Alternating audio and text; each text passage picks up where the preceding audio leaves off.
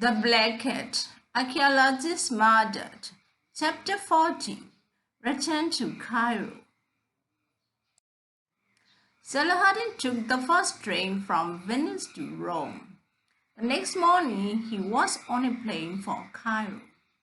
The plane was late, and he did not arrive until after 10 o'clock in the morning.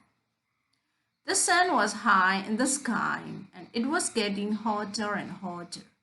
Saladin felt better. He preferred the heat of Cairo to the cold deck of the Syria. He took a taxi to his flat. There was a surprise waiting for him. Leila and Fuad were there. Fuad explained. "We arrived this morning from Beirut," he said. "We were worried about you. You didn't send a telegram. We thought that something had happened." "Of course, the telegram," said Saladin. "I forgot to send you a telegram. I'm really sorry." "We found the police here in Cairo," said Fuad. "No one knew anything about you. We were very worried." "It's my fault," said Saladin. He told them what had happened. They were happy that he was safe back in Cairo. "And this is the box," said Leila. "The Black Cat is in the box. Let's open it." Saladin opened the box and lifted out the Black Cat. "It doesn't look very valuable," said Leila.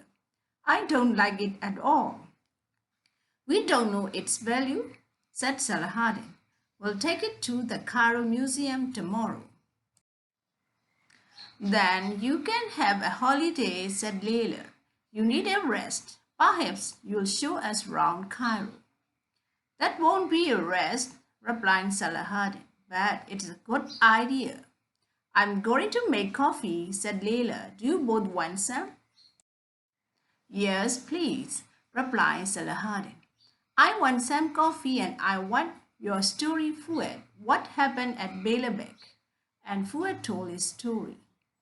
"I went to the Beirut police," Fuad began, "and told them about Bachmann's death. They asked a lot of questions." "Police always ask a lot of questions," said Saladin.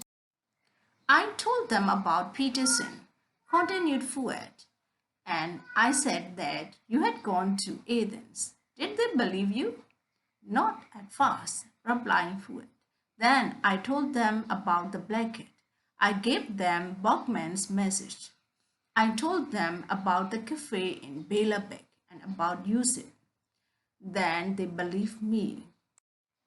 "And what happened next?" asked Saladin. "The police asked me to help them," replied Fuad. "It wasn't possible for a policeman to go into Yusuf's cafe.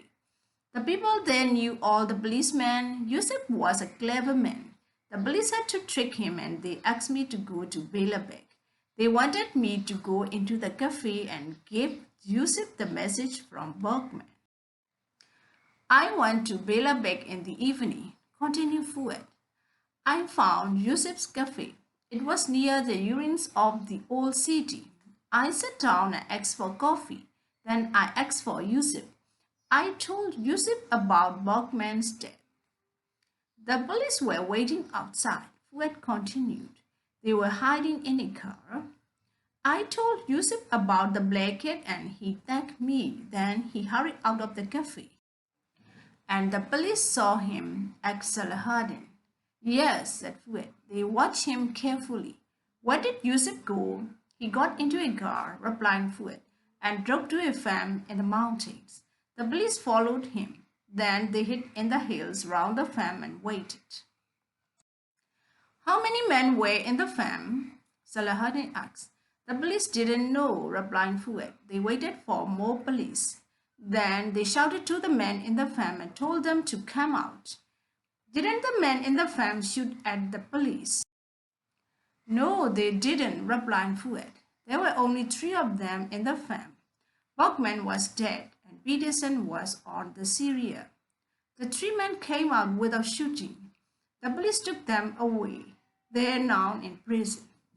Did they catch the leader of the gang? Asked Salahadin. Yusuf was the leader, replied Fuad. He's now in prison with the others. Yusuf's in prison, said Salahadin. Bachman's dead, and so is Peterson. That's the end of the Bilapek gang. And 3 of the Red Hand gang were killed in the black car, said Leila. That's true, said Salahadin. We'll have no more trouble for some time.